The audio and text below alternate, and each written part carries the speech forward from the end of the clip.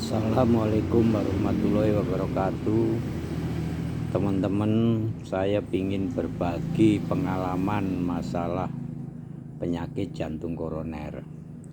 Penyakit jantung koroner itu disebabkan oleh 3 permasalahan.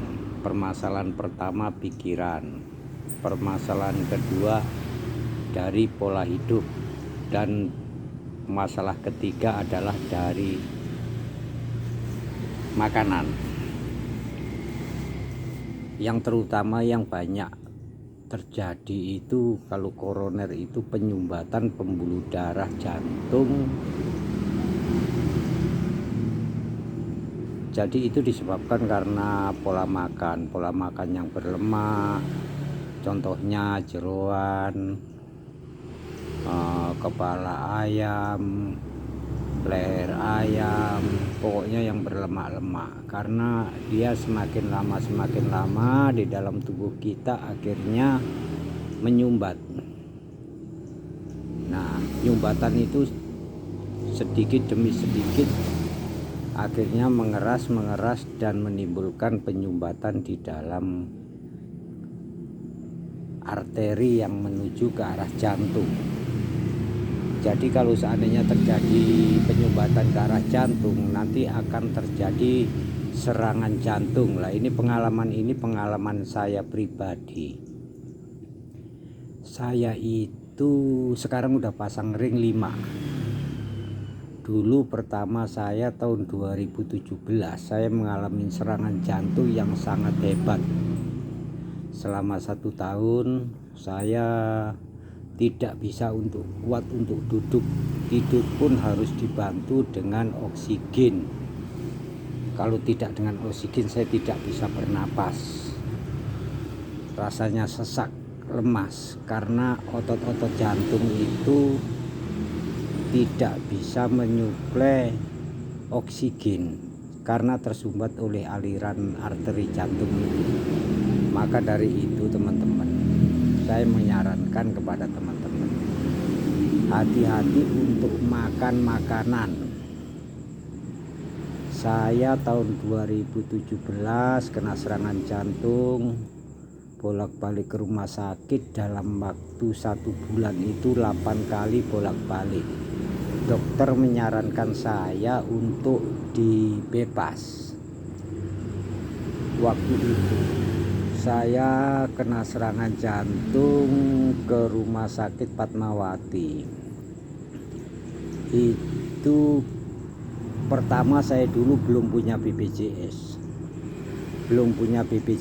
Sebelum datang ke Fatmawati saya datang ke sentra medika, dilarikan dari sentra medika untuk dokter menyarankan untuk pasang ring. Ternyata di situ dalam satu pasang ring itu kurang lebih biayanya 60 juta sampai 100 juta, sedangkan saya nggak punya uang untuk itu. Terus untuk BPJS pun saya tidak punya. Akhirnya saya karena udah nggak tahan, saya dikasih rujukan dari rumah sakit RSUD Depok ke Fatmawati.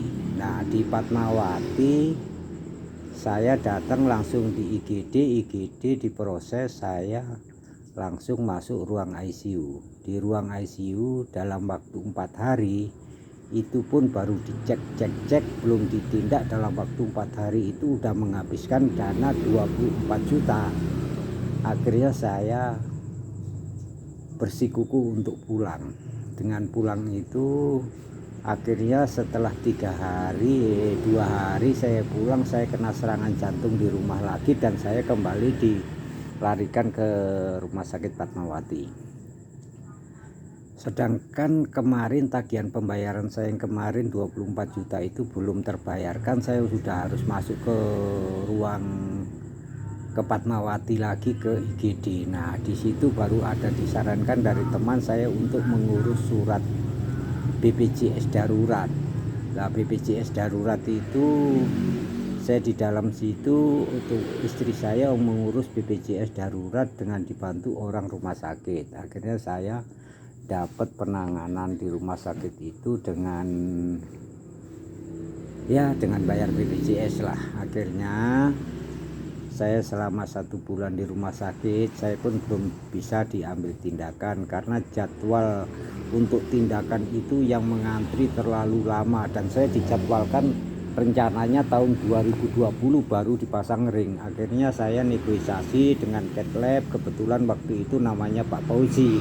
Akhirnya Pak Fauzi menyarankan untuk ya nanti kita bantu. Akhirnya tahun bulan Agustus 2018 saya dipasang ring yang pertama itu dengan dokter Edi. Nah itu saya akhirnya dalam waktu kurang lebih 2 minggu dirawat pasang ring, saya diperbolehkan pulang. Tapi dengan keadaan itu saya belum bisa duduk pun di rumah, itu masih belum kuat karena dari semua pembuluh darah jantung saya limanya itu tersumbat antara 80%, 90%, 95%, dan 95% itu baru satu yang dibuka.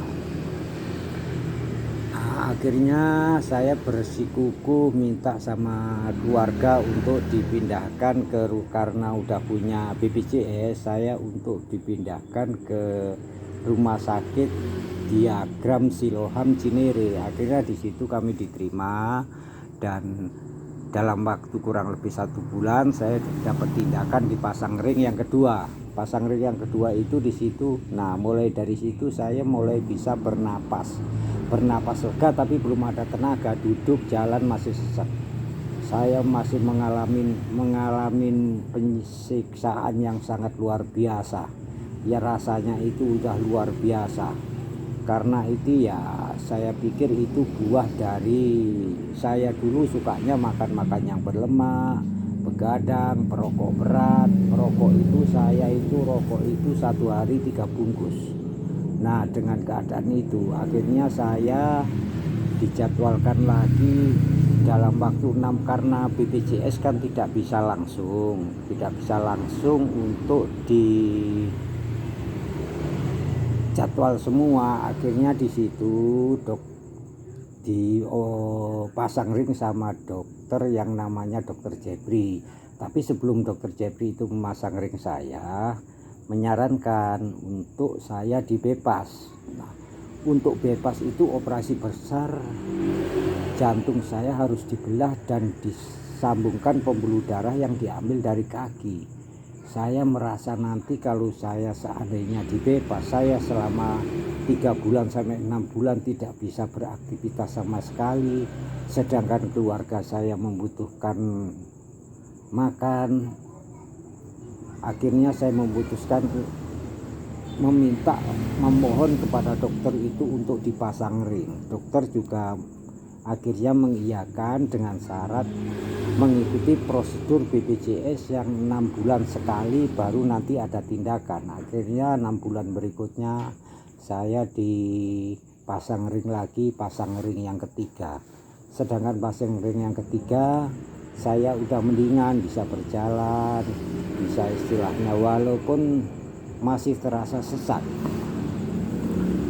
6 bulan berikutnya saya dites eko, dites redmil di rumah sakit, semua kolesterol dicek. Akhirnya saya dijadwalkan untuk pasang ring yang keempat. Pasang ring yang keempat itu sebelumnya dokter tidak memasang ring tapi membalon. Namanya balon itu dimasukkan kateterisasi, itu dimasukkan dalam pembuluh darah kita baru ditiup.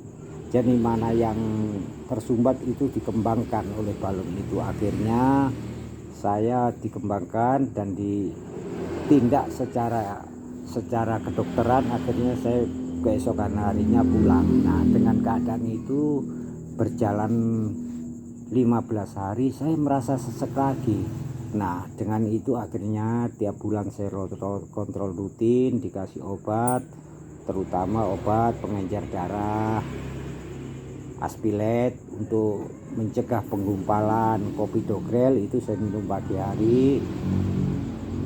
Nah untuk sore harinya saya minum Microcap. Microcap itu untuk membantu melebarkan pembuluh darah. Nah Tapi di sisi lain karena penyumbatan itu kan enggak, istilahnya tidak bisa lepas dari tekanan darah. Tekanan darah itu akhirnya saya dikasih, pasti berawal dari darah tinggi. Nah, akhirnya saya dikasih juga obat darah tinggi untuk malam hari, Ramipril, terus untuk kolesterol, Sivastatin, itu saya minum tiap malam.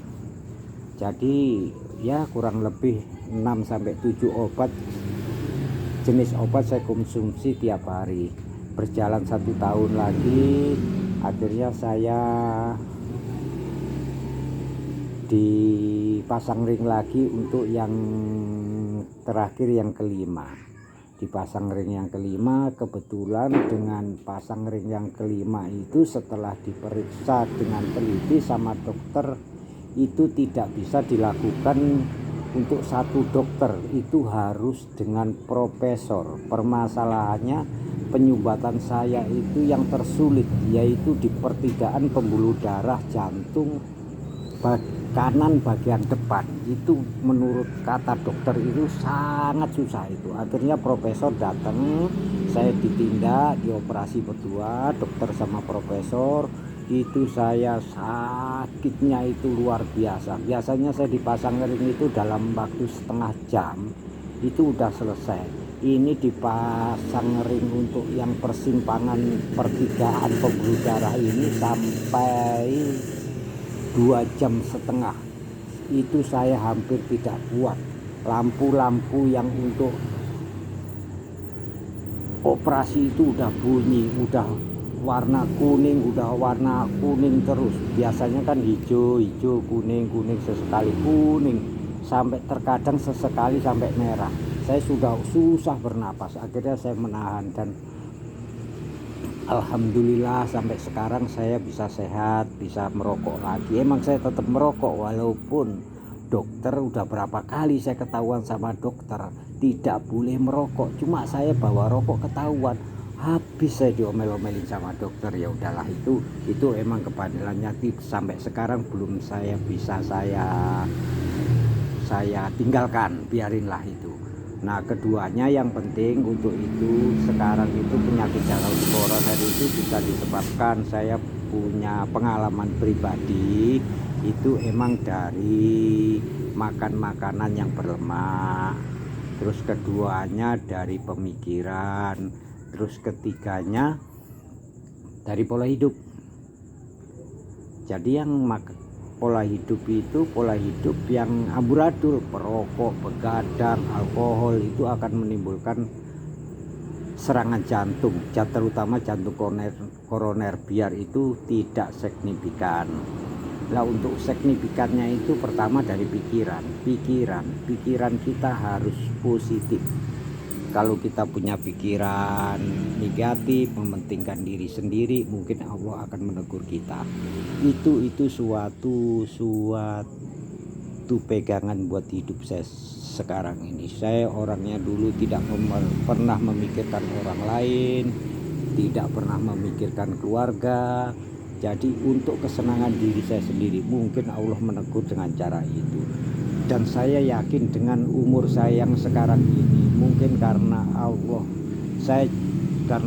Subhanahu wa Ta'ala, itu tidak bisa dielakkan. Walaupun apapun bagaimanapun jalannya, kita kan pertama istilahnya, yang penting orang hidup untuk sekarang ini, kita untuk mementingkan orang, kita berguna buat orang lain, buat keluarga kita, pokoknya tidak untuk mementingkan diri sendiri. Terus pola hidup sekarang itu yang saya pakai, yang penting saya sekarang bekerja, bisa keluar keringat, biarin badan saya hitam jelek, nggak masalah, yang penting saya sehat, karena sehat itu adalah satu-satunya. Teman-teman, janganlah teman-teman kalau bisa mengalami sakit jantung koroner, sesaknya itu mungkin hampir mungkin, ya saya nggak ngerti corona itu, mungkin ya begitulah, tidak bisa diceritakan dengan kata-kata. Karena saya dulu tiap malam begadang, tengah malam saya selalu makan makanan yang berlemak, karena enak itu, ampela, ati, daging-daging itu enak sekali, itu kesukaan saya dulu. Dan sekarang udah saya tinggalkan saya semua. Intinya saya harus makan sayur, banyak buah, ya sesekali makan buah, walaupun karena untuk sekarang ini rutin beli buah, ya maklumlah keuangannya. Nah, tapi ada salah satu buah yang paling bagus itu buat penyakit jantung koroner, yaitu alpukat. Alpukat itu bisa jadi lemak tak jenuh, jadi bisa istilahnya kita makan, nanti lemak kita secara sedikit demi sedikit itu akan terurai dengan buah alpukat itu. Terus sayur-sayuran, yang penting sekarang ya bolehlah makan, istilahnya makan yang berlemak sekali-kali, tapi jangan keseringan, mungkin seminggu sekali itu saya jalani. Dan sekarang alhamdulillah saya udah sehat sedia kala seperti yang dulu, itu berkat doa teman-teman dan saudara-saudara semua. Makanya saya istilahnya kalau ingat waktu di rumah sakit itu, untuk pengenceran lemak di perut itu, yang disuntik lewat perut itu, saya 50 kali suntikan sampai perut saya biru-biru. Dulu berat saya 87 kilo, sekarang alhamdulillah udah menjadi, terakhir kemarin bulan terakhir 60 kilo, alhamdulillah. Jadi sekarang saya hidup kita syukurin, makanya saya pesen sama teman-teman semua, istilahnya sekarang pola hidup harus benar-benar, karena kalau kita udah sakit, penyembuhannya luar biasa lamanya.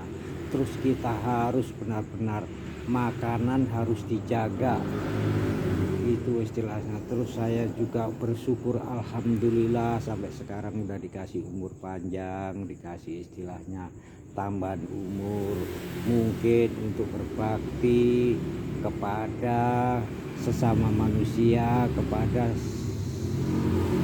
harus berguna buat semuanya yang ada di bumi ini. Cukup sekian yang bisa saya sampaikan kepada teman-teman. Mudah-mudahan teman-teman bisa menjadi lebih hati-hati lagi untuk gaya hidup, pola makan, karena dari pola makan itu akan menimbulkan suatu akibat nanti untuk berapa tahun kemudian.